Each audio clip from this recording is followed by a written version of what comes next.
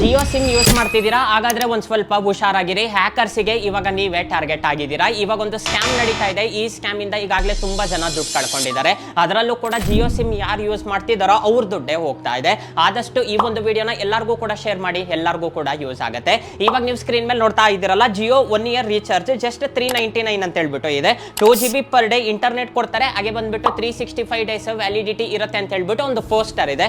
ಅದ್ರ ಕೆಳಗಡೆನೆ ಒಂದು ಲಿಂಕ್ ಇರುತ್ತೆ. ಆ ಲಿಂಕ್ ನೀವು ಟಚ್ ಮಾಡಿದೀರಾ ಅಂದ್ರೆ ಡೈರೆಕ್ಟ್ ಆಗಿ ನಿಮಗೆ ಫೋನ್ ಪೇಗೆ ಕರ್ಕೊಂಡು ಹೋಗುತ್ತೆ.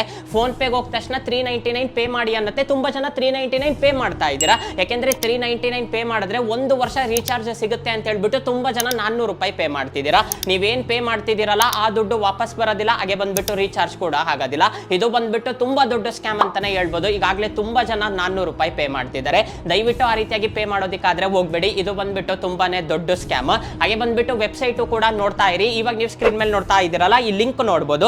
AmbaniRecharge.com ಅಂತ ಹೇಳ್ಬಿಟ್ಟು ಇದೆ. ಆ ತರ ವೆಬ್ಸೈಟ್ ಇಲ್ಲ, ಅದೊಂದು ಫೇಕ್ ವೆಬ್ಸೈಟ್. ನಿಮಗೆ ಜಿಯೋ ಅಫಿಷಿಯಲ್ ವೆಬ್ಸೈಟ್ ಬಂದ್ಬಿಟ್ಟು Jio.com ಅಂತ ಹೇಳ್ಬಿಟ್ಟು ಇರುತ್ತೆ. ಅದು ಬಂದ್ಬಿಟ್ಟು ಅಫಿಷಿಯಲ್ ವೆಬ್ಸೈಟ್. ಅಲ್ಲಿ ನೀವು ರೀಚಾರ್ಜ್ ಮಾಡಿ ನಿಮಗೆ ರೀಚಾರ್ಜ್ ಆಗುತ್ತೆ. ಇದೆಲ್ಲನೂ ಕೂಡ ಫೇಕ್ ವೆಬ್ಸೈಟ್ಸ್.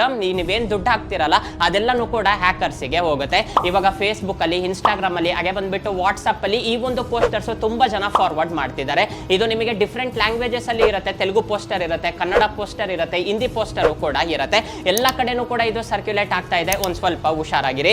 ಯಾರು ಕೂಡ ಆ ಲಿಂಕ್ ಟಚ್ ಮಾಡಿಬಿಟ್ಟು ದುಡ್ಡು ಹಾಕೋದಿಕ್ಕಾದ್ರೆ ಹೋಗ್ಬೇಡಿ. ಆದಷ್ಟು ಈ ಒಂದು ವಿಡಿಯೋನ ಎಲ್ಲರಿಗೂ ಕೂಡ ಶೇರ್ ಮಾಡಿ, ತುಂಬಾನೇ ಯೂಸ್ ಆಗುತ್ತೆ. ಈ ತರ ಇನ್ಫಾರ್ಮೇಶನ್ ಮಿಸ್ ಆಗಬಾರ್ದು ಅಂದ್ರೆ ನಮ್ಮ ಪೇಜ್ ನ ಫಾಲೋ ಮಾಡಿ.